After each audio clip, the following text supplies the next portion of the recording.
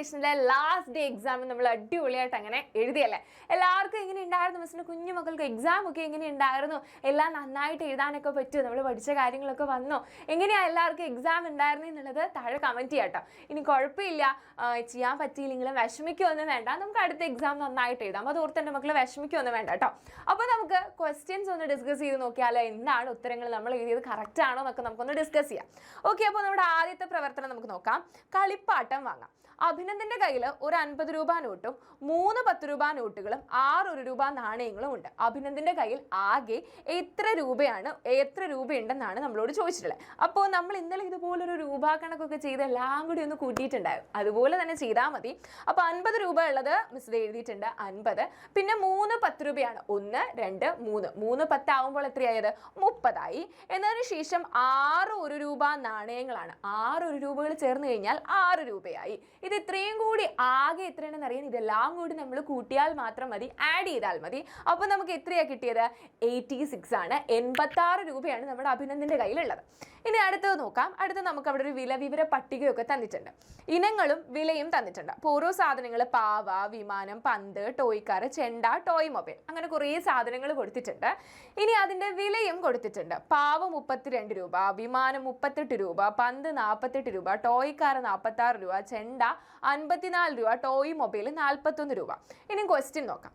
കയ്യിലുള്ള തുക പൂർണ്ണമായി ഉപയോഗിച്ച് ഏതൊക്കെ ഇനങ്ങൾ വാങ്ങാനായിട്ട് കഴിയും? കയ്യിൽ എത്ര രൂപയാണ് ടോട്ടൽ ഉള്ളത്? 86 രൂപയാണ് ടോട്ടൽ ഉള്ളത്. എത്രയാ മക്കളെ? 86 രൂപയാണ് ടോട്ടൽ ഉള്ളത്. അപ്പോൾ 86 രൂപയ്ക്കാണ് സാധനങ്ങൾ വാങ്ങാനായി കഴിയുക. അപ്പോൾ നോക്കിക്കേ, ഏതൊക്കെ ഇനങ്ങൾ വാങ്ങാനായിട്ട് കഴിയും? ഇവിടെ വിമാനവും പന്തും കൂടി വാങ്ങാം നമുക്ക്. വിമാനത്തിന് എത്രയാണ്? 38ഉം അതുപോലെ തന്നെ നമ്മുടെ പന്തിന് എത്രയാണ്? 48ഉമാണ്. ആഡ് ചെയ്ത് കഴിഞ്ഞാൽ കൂട്ടിക്കഴിഞ്ഞാൽ നമുക്ക് എത്ര കിട്ടും? 86 രൂപയെ കയ്യിലുള്ളൂ. അത് മുഴുവനും ചിലവാക്കി വാങ്ങാൻ പറ്റുന്നത് 2 രൂപ. ഇനിയുള്ളത് ചെണ്ടയും പാവയും.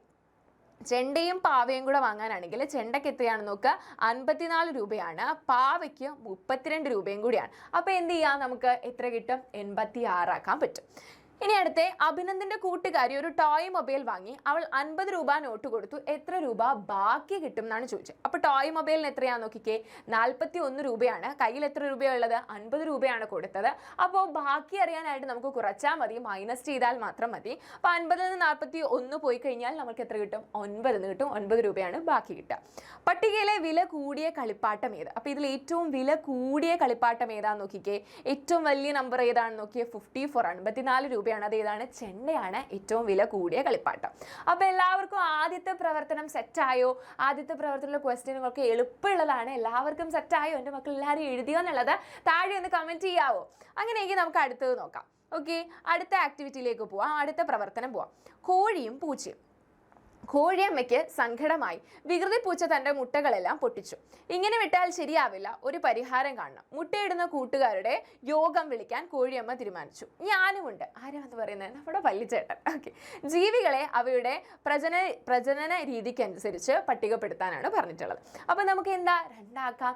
മുട്ടയിടുന്നവയും പ്രസവിക്കുന്നവയും. അപ്പോൾ എങ്ങനെയാണ് മുട്ടയിടുന്നവ ആരൊക്കെയാ? കോഴിയുണ്ട്, നമ്മുടെ കോഴിയമ്മയാണല്ലോ യോഗമൊക്കെ വിളിച്ചു കൂട്ടിയത്. കോഴിയുണ്ട്, പല്ലി, മയില്, കാക്ക, കുയില്, ഇവയൊക്കെ എന്താ? മുട്ടയിടുന്നവയാണ്. ഇനി അടുത്ത പ്രസവിക്കുന്നവയുടെ കൂട്ടത്തിലാണെങ്കിൽ നമുക്ക് ആരൊക്കെയാ? നായ, ആന, വവ്വാല്, പശു, പൂച്ച, ഇവയൊക്കെ എന്താ? പ്രസവിക്കുന്നവയുടെ കൂട്ടത്തിലുള്ളതാണ് കേട്ടോ. നമുക്കിവിടെ ഓൾറെഡി 2 പേരുടെ പടം തന്നിട്ടുണ്ട്. അപ്പോൾ പൂച്ചയെ നമുക്ക് എഴുതാം, നമ്മുടെ കോഴിയമ്മയെ നമുക്ക് എഴുതാം. ബാക്കി നമുക്ക് കണ്ടുപിടിച്ച് എഴുതാൻ സിമ്പിൾ ആയിട്ടുള്ള കാര്യമല്ലേ. അപ്പോൾ അങ്ങനെയെങ്കിൽ നമ്മുടെ അടുത്ത പ്രവർത്തനം 12 കോഴിയും പൂച്ചയും എന്നുള്ള പ്രവർത്തനം എല്ലാവർക്കും സെറ്റായോ?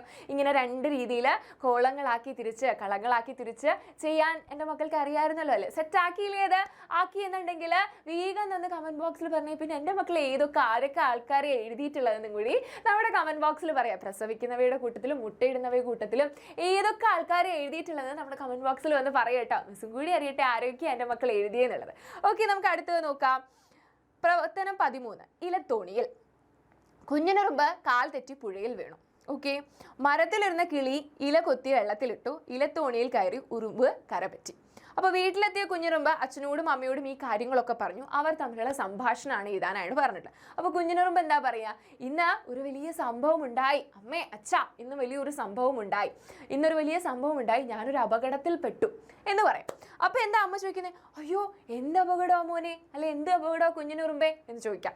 അപ്പോൾ കുഞ്ഞിനുറുമ്പ് എന്താ പറയുക, ഞാൻ ഈ കാട്ടിലൂടെ പോകുന്ന വഴിയിൽ കാൽ തെറ്റി ഞാൻ പുഴയിൽ വീണു, കാൽ തെറ്റി പുഴയിൽ വീണു. അവിടെ തന്നെ നമുക്ക് തന്നിട്ടുണ്ട്, കാൽ തെറ്റി പുഴയിൽ വീണു. അപ്പോൾ അമ്മ അയ്യോ, അച്ഛൻ അയ്യോ, എന്നിട്ട് എങ്ങനെ രക്ഷിച്ചു അല്ലെങ്കിൽ എങ്ങനെ രക്ഷപ്പെട്ടു എന്ന് ചോദിക്കാം. അപ്പോൾ ദേ വീണ്ടും ഉണ്ട്, മരത്തിലിരുന്ന കിളി ഇല കൊത്തി വെള്ളത്തിലിട്ട് തന്നു എന്നും കൂടി എഴുതാം, വെള്ളത്തിലിട്ട് തന്നു. അന്നതിന് ശേഷമോ അപ്പം അച്ഛൻ എന്നിട്ട് എന്താ ഇല തന്നു, എന്നിട്ട് ഞാൻ എന്ത് ചെയ്തു, ഇലത്തോണിയിൽ കയറി ഞാൻ കര പറ്റി, ഉറുമ്പ് മാറ്റിയിട്ട് ഞാൻ എന്ത് ചെയ്യണം, അവിടെ ഞാൻ കര പറ്റി എന്നാവും. അങ്ങനെ ഞാൻ രക്ഷപ്പെട്ടു. ഓക്കെ, ഇത്തരത്തിൽ നമുക്ക് എന്ത് ചെയ്യാം, സംഭാഷണം പൂർത്തീകരിക്കാനായിട്ട് പറ്റും. അപ്പോൾ എൻ്റെ മക്കൾക്ക് സംഭാഷണം പൂർത്തീകരിക്കാൻ നമ്മൾ പഠിച്ച കാര്യമാണ്. അപ്പോൾ സിമ്പിളായിട്ടുള്ള കാര്യങ്ങൾ മാത്രമല്ല, കാരണം നമുക്ക് ഉത്തരങ്ങൾ ഇവിടെ തന്നെ തന്നിട്ടുണ്ട്. ഓക്കെ, എൻ്റെ മക്കൾക്ക് നോക്കിയാൽ തന്നെ അറിയാം, ഇവിടെ തന്നെ നമുക്കുള്ള ഉത്തരങ്ങൾ, നമുക്ക് എഴുതാനുള്ള ഉത്തരങ്ങൾ അവിടെ തന്നെ തന്നിട്ടുണ്ട്. അപ്പോൾ ആ ആക്ടിവിറ്റിയും സെറ്റായോ, ആ പ്രവർത്തനം എൻ്റെ മക്കൾ നന്നായിട്ട് അറ്റൻഡ് ചെയ്യാനായിട്ട് പറ്റിയോ? ഇനിയും ചെയ്യാൻ പറ്റിയില്ലെങ്കിലും വിഷമിക്കൊന്നും വേണ്ട കേട്ടോ, നമുക്ക് അടുത്ത എക്സാമിന് അതൊക്കെ സെറ്റാക്കാവുന്നേ. പേടിക്കൊന്നും വേണ്ട, വിഷമിക്കുകയും വേണ്ട, കഴിഞ്ഞു പോയ കാര്യങ്ങൾ കഴിഞ്ഞു. Okay, yes. അടുത്ത നോക്കാം നമുക്ക്. കേമനാര്. താഴെ ഇഴഞ്ഞു നീങ്ങുന്ന ആമയെ കണ്ട് പരുന്ത് പറന്നിറങ്ങി. പരുന്തിനെ കണ്ടതും ആമ തലയും കാലും അകത്തേക്ക് വലിച്ചു. ആമയുടെ മറ്റു ചില പ്രത്യേകതകൾ വായിക്കും. എനിക്ക് കട്ടിയുള്ള പുറന്തോടുണ്ട്, ഞാൻ കരയിലും വെള്ളത്തിലും സഞ്ചരിക്കും, സസ്യങ്ങളും ചെറുജീവികളുമാണ് എൻ്റെ ആഹാരം, ഞാൻ കുറേ കാലം ജീവിക്കും, മുട്ടയിടുന്ന ജീവിയാണ് ഞാൻ. ഓക്കെ, പരുന്തിൻ്റെ പ്രത്യേകതകൾ എഴുതുക. പരുന്തിൻ്റെ പ്രത്യേകത, വലിയ ചിറകുണ്ട്, ആ ഉയരത്തിൽ പറക്കാനായി കഴിയും, നല്ല നീളമുള്ള കൊക്കുണ്ട്. ഇങ്ങനെയൊക്കെ പറഞ്ഞ് നമുക്ക് എന്ത് ചെയ്യാനായിട്ട് പറ്റും, പരുന്തിൻ്റെയും പ്രത്യേകതകൾ നമുക്ക് എഴുതാനായിട്ട് പറ്റും. അപ്പോൾ ഇത്രയേ ഉള്ളൂ, സിമ്പിളായിരുന്നു, വളരെയധികം എളുപ്പമുള്ള എക്സാം ആയിരുന്നു നമുക്ക് ഉണ്ടായിരുന്നത്. അപ്പോൾ എൻ്റെ മക്കൾ എല്ലാവരും നന്നായിട്ട് അറ്റൻഡ് ചെയ്തു എന്ന് വിശ്വസിക്കുന്നു, എല്ലാവർക്കും നന്നായിട്ട് എഴുതാനായിട്ട് പറ്റിയെന്ന് വിശ്വസിക്കുന്നു. അപ്പോൾ അത് എന്ത് ചെയ്യുക, എൻ്റെ മക്കൾ എഴുതിയ കാര്യങ്ങൾ ഇങ്ങനെയൊക്കെയാണോ എല്ലാവരും അറ്റൻഡ് ചെയ്തിട്ടുള്ളത് എന്നുള്ള താഴെ നമ്മുടെ കമൻറ്റ് ബോക്സിൽ അറിയിക്കുക. അപ്പോൾ എല്ലാവരും ഇനി അടുത്ത ഇംഗ്ലീഷാണ്, ഒരു എക്സാമും കൂടി ലാസ്റ്റ് നമുക്കുള്ളൂ.